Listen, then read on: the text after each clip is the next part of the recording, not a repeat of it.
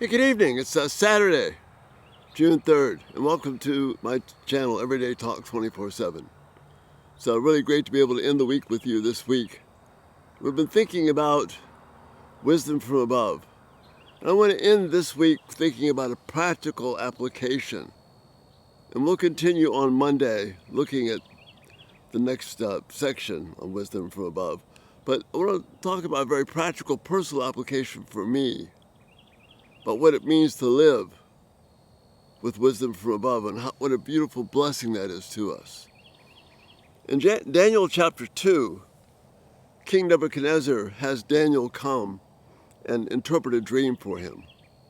And because of Daniel's interpretation of the dream, Nebuchadnezzar is blown away by Daniel's wisdom and appoints Daniel to be basically a number 2 guy in Babylon. Daniel then appoints 3 of his friends who were brought from the exile, Shadrach, Meshach, and Abednego, their Babylonian names, to help govern the province of Babylon. Of course, this upset the religious establishment and the governmental leaders. They were furious at this, but they couldn't do anything because Nebuchadnezzar was so appreciative of Daniel's wisdom. Then there was this giant statue erected. Nebuchadnezzar had a 90-foot tall statue of gold, 9 stories high, 9 feet wide, to signify worship to the gods of Babylon. And the requirement was, when they blew the religious instruments and the horns and all the noise that they made, the flute, the tambourine, all those things, when they heard the sound, people were supposed to stop and bow down to this 90-foot golden monster, this idol. The only problem was, and if they didn't do it, they'd be thrown into a fiery furnace. The only problem was that Daniel's 3 friends, Shadrach, Meshach, and Abednego, didn't do that. They were not going to bow to this false god. So the religious leaders are just thrilled. We've got him. And they bring them before Nebuchadnezzar, and they say to him, "O king, didn't you require everyone to bow down to the idol when the noises of the musical instruments were made?" "Of course I did." "And didn't you require that they be thrown in the fiery furnace?" "Of course I did." "Well, Shadrach, Meshach, and Abednego are not bowing down to the image that you have set up." Nebuchadnezzar calls them, and he's furious with them, and he says, "Look, I'm going to give you one more chance. Otherwise, I'm going to throw you into the fire. Bow down to my 90-foot golden idol, my statue, my monster." He didn't call it a monster, I am. "And you'll be okay. Everything will be fine." Well, these 3 young men didn't even bat an eyelash. They just looked at the king straight on and said, "O king, we will not bow down to this idol. Our God is able to rescue us from this. He has the power to save us. But even if he does not, we will not bow down to this idol. We will not turn away from our God. So you do whatever you want to do." And of course, you know how the story goes, and he gets furious and he throws him into the fire and God rescues him. But I want to stop the narrative right here, because we don't know what's going to happen to these 3 young guys. If you're reading the story for the first time, you might be thinking, they're toast, they have no hope. But their confidence was not in the outcome, their confidence was in serving their God. This has applications to us. When someone is angry with us, or we have a problem, and we're tempted to get angry, or we're tempted to take a shortcut,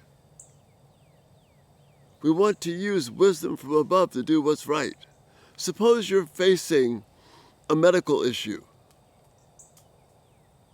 and it's heavy before you, and you don't know what the outcome's going to be. We're tempted to fear, we're tempted to worry. But what's important there, regardless of what happens to our lives, are we going to give our lives in service to God? And this is the personal aspect of this. As you know, my wife Ruth had brain cancer, and we went to Duke University to get her treated. And after initial round of treatment with the radiation, things were successful. And then they wanted to measure, relatively successful, they wanted to measure whether or not the cancer was coming back. So every 2 months we go up to get a brain scan. She got an MRI. Well, on our way up, it was about a 4-hour drive from us. On the way up, we were both talking, and people were kind, good, gracious people praying for us and saying we're hoping for a good report. We're hoping that God will be honored and that you will, it'll show that nothing's going on. And we're just praying that you have a good report. And we both kind of came to the same conclusion on the drive at roughly the same time. And we looked at each other, and Ruth spoke first, but we were both on the same page. And she said, we're not going to do this. We're not going to have every 2 months be a test of faith about God's faithfulness to us. And what we determined was the MRI would not show us if God was being faithful. The MRI would show us how God was being faithful. Because regardless of the results of the scan, God is faithful. He's loving, and He's kind, and He's gracious. And we knew that He would rescue Ruth and save her, whether it's in this life or when He took her home. She lived roughly another 2.5 years after that.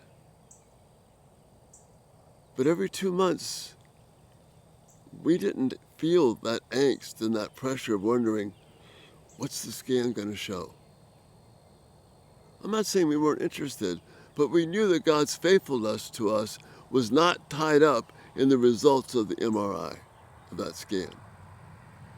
God's faithfulness to us was in His covenant love and His commitment to us, which was unfailing. And that regardless of the circumstances, God was going to be faithful and good and gracious to Ruth. And that's what sustained us until the Lord took her.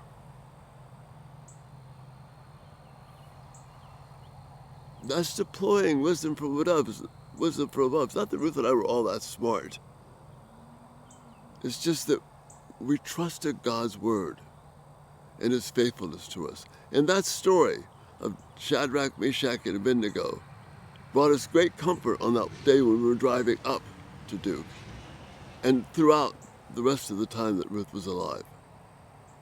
We were confident of God's faithfulness.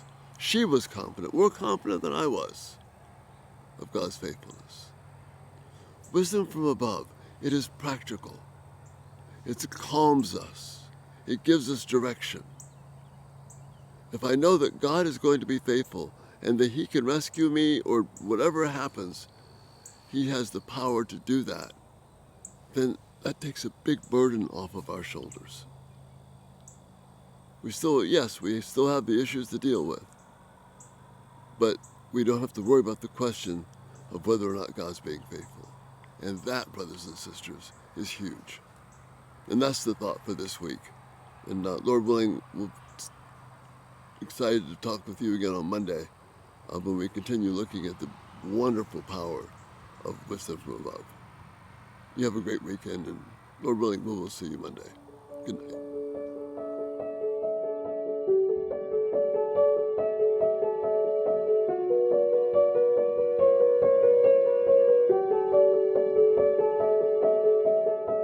Thank you so much for watching. It is such a huge encouragement.